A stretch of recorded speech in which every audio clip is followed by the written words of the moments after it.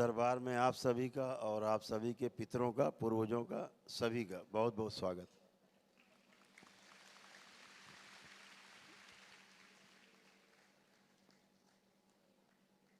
आज अमावस्या के इस पावन अवसर पर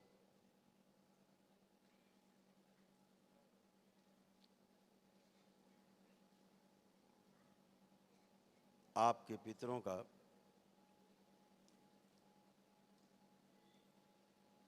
सबसे ज़्यादा महत्वपूर्ण दिवस है, क्योंकि आज उनको तमाम बंधनों से मुक्ति होकर प्रेत योनि आदि से मुक्ति पाएंगे और 84 लाख योनियों के जन्म मरण के बंधन में, चक्र में, उस प्राकृतिक चक्र में पुनः से जगह पाएंगे। आपकी मोह से मुक्ति होगी और पितरों को भी जो उनका मोह है, जिसके कारण नहीं जाते, उनसे भी आज उनका मोह भंग होगा, आप सबसे मुक्ति होगी। बिना पितरों की मुक्ति के आपकी किसी प्रकार की मुक्ति नहीं होती, किसी समस्या से मुक्ति नहीं होती। इस बात का हमेशा ध्यान रखना है।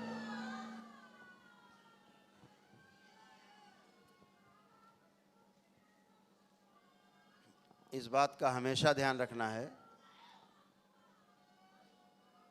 कि बिना पितृ की मुक्ति के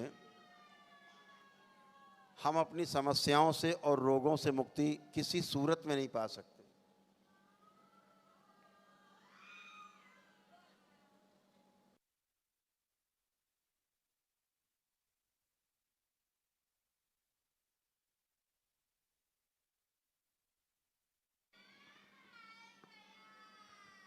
ओम।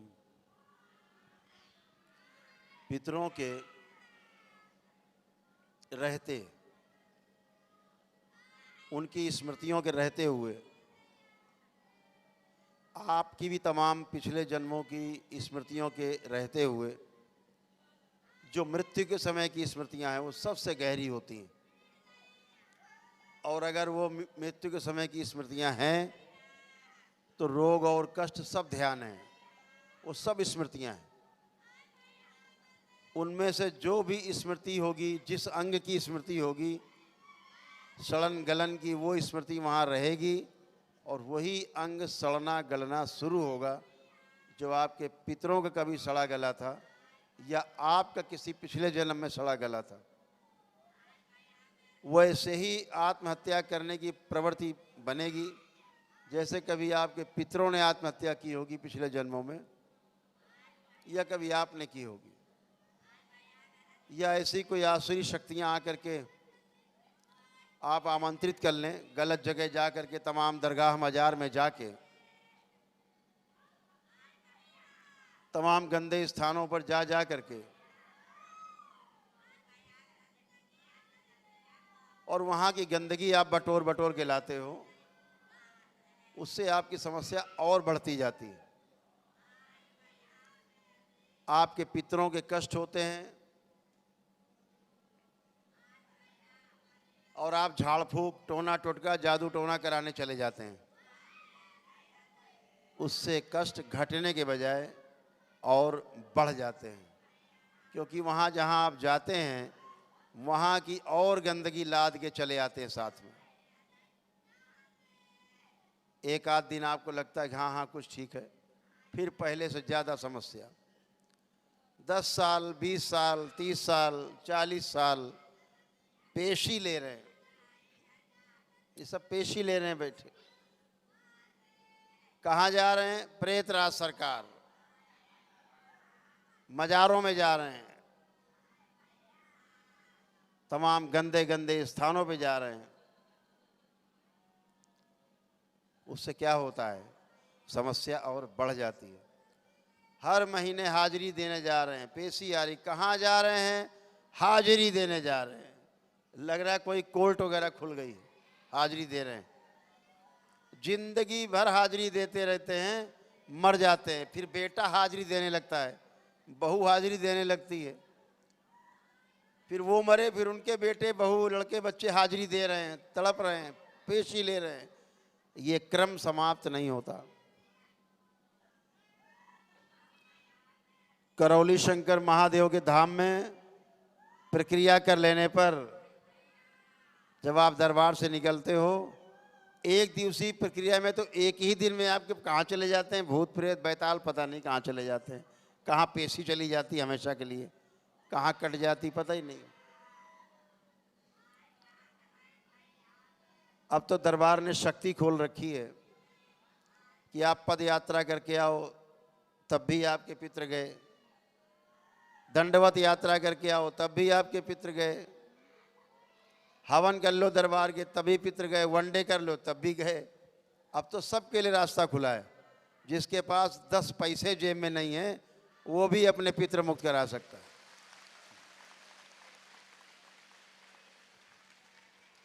दरबार ने इतना सुगम रास्ता सबके लिए खोल दिया। तो सभी लोग जो सुन रहे हैं, देख रहे हैं, आपके इस सौभाग्य को देख रहे हैं कि आपने भगीरथ के रूप में अपने पितरों को मुक्ति कराने का पूरा पूरा प्रयास किया है और आप वाकई में भगीरथ कहलाने के लायक हो कि आपने अपने कष्ट में पड़े हुए पितरों की मुक्ति कराई है। बहुत बड़े पुण्य का कार्य है। सभी लोग अपने अपने काम में मस्त रहते हैं, लेकिन जो चले गए छोड़कर, शरीर छोड़ गया, उनकी तरफ ध्यान बहुत कम लोगों का जाता है। वो तो लगता है अब चले ही गए। फोटो टांग दो दीवार पे, एक माला लटका दो, कभी मौका लग जाए तो अगरबत्ती जला दी, इतने से काम पूरा समझते हैं। समस्या घटती नहीं, आप समस्या को बढ़ा लेते हो। भगवान श्री कृष्ण श्रीमद् भागवत गीता के अध्याय 9 श्लोक में साफ साफ कहते हैं कि यदि आप भूत प्रेतों की पूजा करोगे तो जिंदा भी और मरने के बाद भी भूत प्रेतों के साथ ही रहोगे। झाड़ फूक टोना टोटका किया, भूत प्रेत शैतान के यहाँ गए, टोना टोटका जादू टोना वालों के यहाँ, जिंदा में भी भूत प्रेत घेरेंगे, मर जाओगे तब भी भूत प्रेत के कब्जे में रहोगे और उन्हीं के कब्जे में रह करके हजारों लाखों साल तक भटकते रहोगे। पितरों की पूजा करोगे तो जिंदा पितरों के साथ जो रोग कष्ट उनके रहे झेलते रहिए, मर जाओ तो भी पितरों के ही साथ रहना पड़ेगा, झेलते रहिए। उनकी मुक्ति नहीं, तुम्हारी मुक्ति भी नहीं। देवी देवताओं के साथ रहे, पूजन किया है तो जिंदा में भी देवी देवताओं का साथ, और शरीर छूट जाने के बाद भी देवी देवताओं का साथ मिलता है।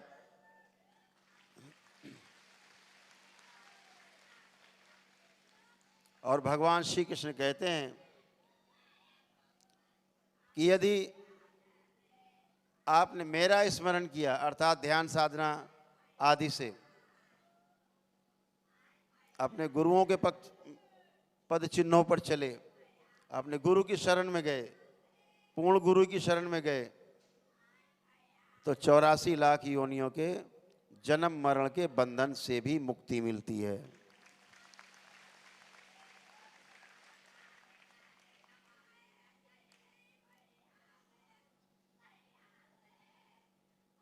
तो ये हमेशा ध्यान रखो, इसके लिए देवता भी तरसते हैं। मनुष्य जन्म लेने के लिए देवी देवता भी तरसते हैं। ध्यान रखो, जो जन्म आपको मिला है, आप बहुत बड़े सौभाग्यशाली हो कि आप मनुष्य हो, आप मानव हो। और इस जन्म को ऐसे गंवा रहे हैं, खा पी के सो के, लग रहा यात्रा पे निकले हैं, बस यात्रा खत्म, काम खत्म।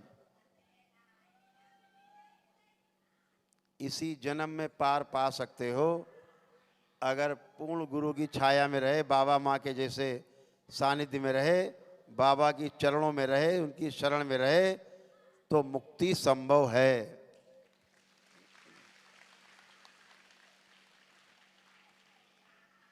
क्योंकि पूर्ण गुरु हैं। तो आज मुक्ति का दिन है। आज आपके सभी पितृ बहुत प्रसन्न, आप सभी के ऊपर भी जो है अत्यंत प्रसन्न, हर्षित हैं। जो दुष्ट पितृ हैं, जिन्होंने आपके पितरों को बांध रखा है, अभी बताया मैंने आपको कि पितृ की पूजा की करते रहे भगवान श्री कृष्ण। तो भगवान श्री कृष्ण का श्लोक उठा के पढ़ लेना, श्रीमद् भागवत गीता के अध्याय 9 श्लोक 25। तो पितरों के बंधन में ही रहोगे, ये ध्यान रखो। उनके रोग, उनके कष्ट, उनकी स्मृतियां, उनके सब कुछ आपके साथ गंदगी रहेगी। अपने ध्यान साधना से अपने को आगे बढ़ाना है। उसके पहले पितरों की मुक्ति कराना है। पितरों की मुक्ति नहीं हुई, आप ध्यान साधना भी नहीं कर सकते। जैसे वो नहीं कर पाए थे, आपको भी नहीं करने देंगे। भूल जाइए ध्यान साधना। तो ध्यान साधना तभी आप कर पाते हो जब आप पितरों की मुक्ति करा पाते हो, अपने तमाम पिछले जन्मों की नकारात्मक स्मृतियों को नष्ट करा पाते हो, तभी आप ध्यान साधना के मार्ग पे बढ़ पाते हो। अन्यथा ध्यान साधना के मार्ग में बढ़ने का कोई उपाय नहीं। नकली प्रोजेक्शन होता रहेगा। एकदम भोलेनाथ प्रकट हो जाएंगे आपके सपने में, आ गए।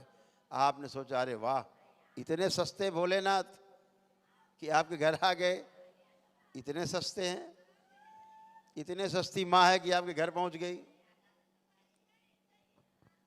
ये सब एस्ट्रल प्रोजेक्शन। आप तो साधारण गृहस्थ हो, हम तो अच्छे अच्छे जो इस घर परिवार को छोड़ के साधु संत हो गए, उनमें देखते हैं कि नकली प्रोजेक्शन हो रहा है। उनके स्वयं के अपने पितृ, तमाम गुरु परंपरा में जुड़े ऐसे लोग जो नकली प्रोजेक्शन देते हैं, नकली नकली दिखाते हैं। आपको लगता है असली असली दिख रहा है। जब आंखें बंद हो जाती, शरीर छूट जाता है, तब पता लगता है कहाँ हम फंस गए, दैत्यों में। क्योंकि दैत्यों की पूजा आपने की तो दैत्यों में फंस गए। आपको पता ही नहीं किसकी पूजा अर्चना कर रहे हैं, किसको मान रहे हैं। तो पूर्ण गुरु की शरण में सबसे पहले आपको शुद्धि होती है। पहले पितृ मुक्ति, पितृ मुक्ति के बाद आपके कष्टों की मुक्ति, कष्टों की मुक्ति के बाद जितने रोग हैं उनकी मुक्ति, रोगों की मुक्ति के बाद जब बाबा से आप दीक्षा लेते हो तो फिर शुद्धि होती है। शुद्धि के बाद सिद्धि होती है। उसके बाद आप परिवार परंपरा से टूट के बाबा के डीएनए में जुड़ते हो, और तब जा कर के आपको कहीं गुरु दीक्षा मिलती है बाबा से, तब आप ध्यान साधना कर पाते हो। आपके दरबार में हर पूर्णिमा को दीक्षा होती है, लेकिन कोई सोचे हम सीधे आके दीक्षा ले लें। प्रक्रिया नहीं की, हरगिज नहीं, अलाउ नहीं, प्रवेश नहीं, गंदगी भरी है। हम साफ साफ हैं, बिल्कुल एकदम शुद्ध शुद्ध कमरे में, बड़े हॉल में बैठे हैं। ऐसे आदमी को प्रवेश नहीं मिलेगा जिसके पितृ बैठे हैं कष्ट में, उसके स्वयं के कष्ट हैं, रोग हैं। पता लगे वो आपके डीएनए में जुड़ा और सब कष्ट में हो गए। जैसे एक हॉल में यहाँ सब बैठे हैं, बदबू लगा करके मैन होल से निकल करके यहाँ एक आदमी घुस जाए भी आके, तो अभी आपको लगेगा भागो छोड़ो, सबको कष्ट होने लगे, बदबू उड़ने लगेगी। तो ऐसे प्रवेश नहीं मिलता दीक्षा में बगैर शुद्धि सिद्धि किए। एक बहुत बड़ी घटना होती है जब आप गुरु शिष्य का मिलन होता है। जब गुरु दीक्षा देता है तो सृष्टि में अद्भुत घटना घटती है। स्वयं को जानना शुरू करते हैं आप। स्वयं को जानने के लिए गुरु के प्रति समर्पण अति आवश्यक। समर्पण नहीं, यात्रा शुरू ही नहीं होती, क्योंकि खतरा है। समर्पण हुआ और यात्रा शुरू। तो आज उसी क्रम में सबसे पहले आपके पितरों की मुक्ति, पितरों की मुक्ति के पहले सबसे पहले उनकी मुक्ति होगी जो तमाम दिव्य दरबारों से, देश के तमाम मंदिरों से, तमाम तीर्थ स्थलों से, ज्योतिर्लिंग से, शक्तिपीठों से, तमाम मंदिरों से, आदि तीर्थ स्थानों से, धार्मिक स्थानों से जो लोग आए हैं, दिव्य लोग आए हैं, सबसे पहले उनकी मुक्ति, जिन्होंने कभी उन स्थानों की आराधना की है, उन स्थानों पर रह के साधना की है, ऐसे तीर्थ स्थलों से जुड़े रहे हैं, अपने मठ मंदिरों से जुड़े रहे हैं, अपने साधु संत गुरुओं की सेवा की है, मृत्यु के बाद वो वहीं जाता है। भगवान श्री कृष्ण का फिर से अध्याय 9 श्लोक 25 पढ़िए, फिर ध्यान करिए, स्मरण करिए, जो जिसको पूजता है जिंदा में भी उसी के साथ और मर जाने के बाद भी उसी के साथ। तो कहाँ जाता है आदमी? जहाँ जिस तीर्थ स्थल से, धार्मिक स्थल से जुड़ा रहता है, शरीर छूटा सीधे वहीं जाता है। तो वहाँ से भी सभी लोग जो आए हैं दिव्य स्थानों से, सभी की आज मुक्ति का दिवस है। उनकी मुक्ति के पश्चात फिर आप सबके पितरों की मुक्ति होगी और उनकी मुक्ति के साथ साथ दुष्टों का संहार भी होगा, ताकि आप निरोगी रहें, कष्टों से दूर रहें और सुरक्षित रहें, रोग भी ना बने। कैसा अद्भुत दरबार आपका! इस बात का प्रमाण देता है आपका दरबार कि पितृ हैं तो कष्ट और संकट हैं। जहां आपके पितृ जाते हैं वैसे ही कष्ट अपने आप, और कष्ट अपने आप चले जाते हैं। 80% रोग, 90% रोग तत्काल नष्ट हो जाते हैं। जो शरीर में बने होते हैं दरबार से जुड़े रहते हैं, दरबार आपको प्रक्रिया कराता है, बाबा माँ के सानिध्य में रहते हैं, वो भी कट जाते हैं, अपने जप तप से कट जाते हैं, बाबा से दीक्षा लेके।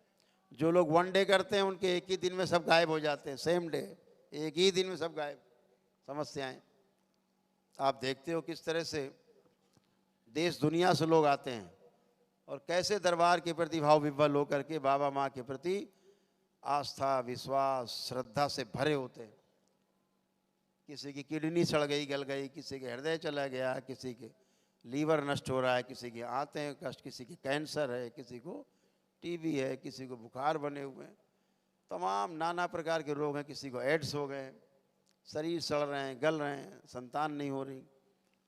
कैसे जैसे ये सब गंदगी हटती है कैसे सब अच्छे हो जाते हैं। केवल आप अपनी आस्था, विश्वास और श्रद्धा से अच्छे होते हो, आप अपने प्रार्थना और संकल्प से अच्छे होते हो। यही एक विधि है जिससे आप स्वस्थ होते हो, दूसरा कोई उपाय नहीं। एक ही उपाय, दरबार के प्रति आस्था, विश्वास, श्रद्धा टूटे नहीं और प्रार्थना संकल्प आप चालू रखें अपना, रोग कष्ट नज़दीक आते नहीं। यही विधि है। तो आप सभी का पुनः बहुत स्वागत। दरबार का ऑफिशियल चैनल बड़ी इच्छा है करौली सरकार एक भजन सुन के ईश्वरीय चिकित्सा विज्ञान केंद्र को जरूर सब्सक्राइब करें और प्रेम से बोलिए करौली शंकर महादेव की जय। नमः शिवाय।